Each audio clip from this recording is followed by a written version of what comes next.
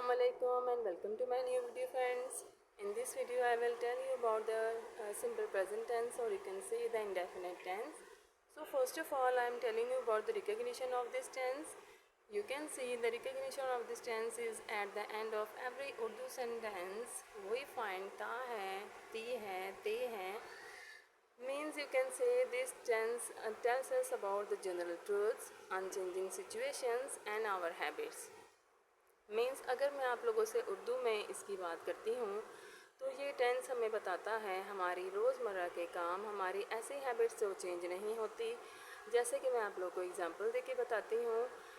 वो स्कूल जाता है, वो खाना खाती है, हम खेलते हैं या हम कपड़े बदलते हैं। तो इन टेंसेस के आखिर में हमें ता है, ती है, ते है मिलता है। यानी कि अगर मैं आपको मज़ीद समझाऊँ तो हमारी ऐसी हैबिट्स या हमारे ऐसे काम जो कि हम डेली करते हैं और प्रेजेंट टेंस यानी कि प्रेजेंट टाइम में करते हैं, मौजूदा वक्त में करते हैं, तो that is called simple present tense, और you can say the indefinite tense.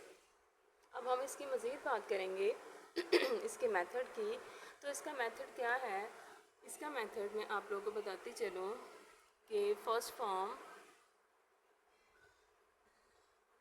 Form plus S और ई एस और ई एस प्लस डू और डज, ठीक है, डू और does plus verb plus object. तो ये है हमारा इसका method, first form plus S और एस, डज एंड डू और डज, वर्ब आएगा फिर ऑब्जेक्ट आ जाएगा। ठीक है, इसको हम अभी मज़ीद इसको डिटेल में करेंगे कि डू और डज कहाँ पे आता है। फर्स्ट फॉर्म आएगी तो हमने एस लगाना है, ई एस लगाना है, नहीं लगाना है, किसके साथ हमने एस या ई एस लगाना है, किसके साथ हमने डू या डज लगाना है, वर्ब और ऑब्जेक्ट कहाँ आएगा, ये सारा मैं आप लोगों को अभी डिटेल में यहाँ बताने वाली हूँ। तो आप लोग कहीं जाइएगा मत और देखते जाएं हमारा ये आज की क्लास का वर्क।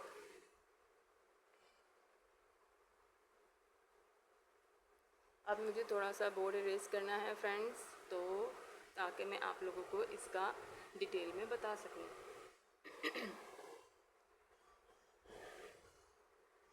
सबसे पहले अब हम लोग देखेंगे कि डू जो है वो कहाँ पे आता है। Do for the plural, do for the plural and does for the singular subjects,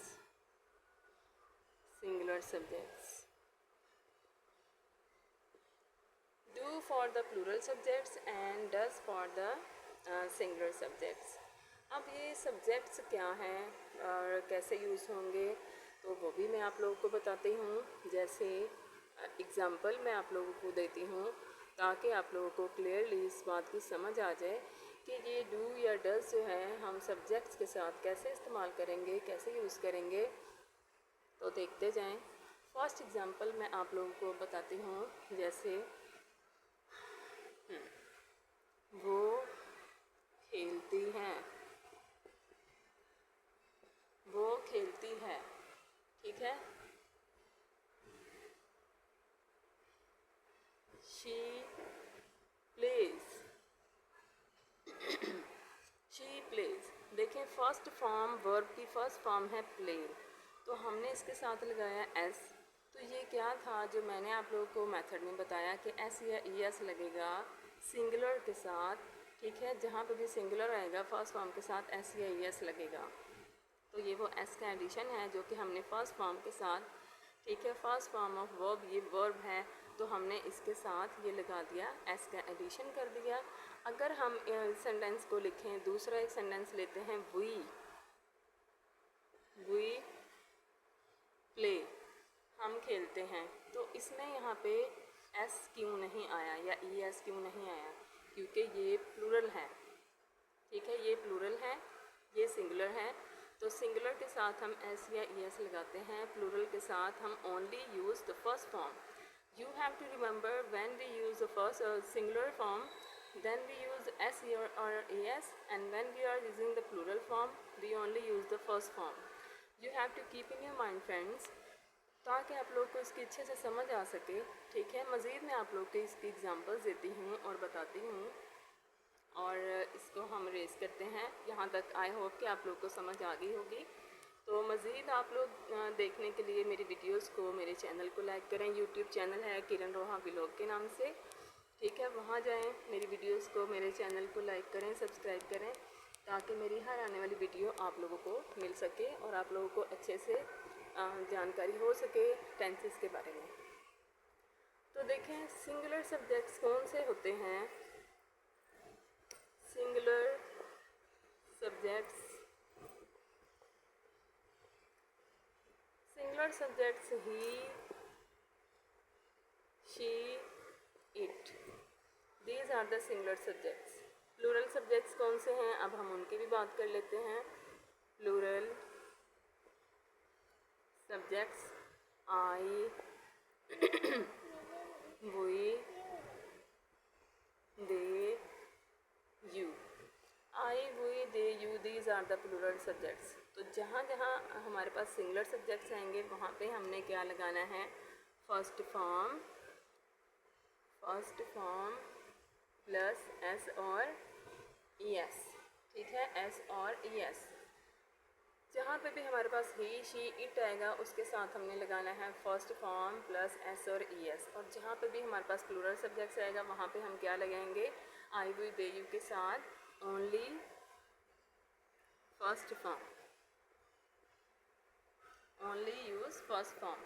When we are using the plural subjects, we use only the first form. You have to keep in your minds friends. I am reminding you again and again so that you will be clear in this object, ताकि आप लोग को सारी बात समझ आ सके। मैं आप लोग को इसलिए बार बार ये बता रही हूँ, ये रिपीट करा रही हूँ कि जहाँ जहाँ भी हमारे पास सिंगुलर सब्जेक्ट्स हैं, ही, शी, इट, तो you have to use only first form plus s or es, and when we use plural subjects I, we, they, you, then you have to first form, you have to use the first form।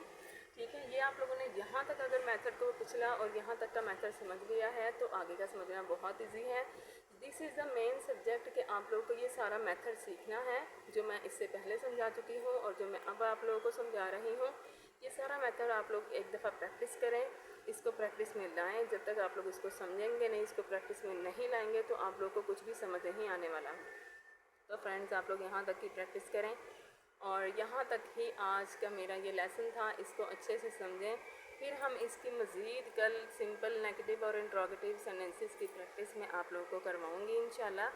तब तक के लिए मुझे इजाज़त दीजिए। अपना ख्याल रखिएगा, दुआ में याद कीजिएगा। अल्लाह हाफिज़, थैंक यू।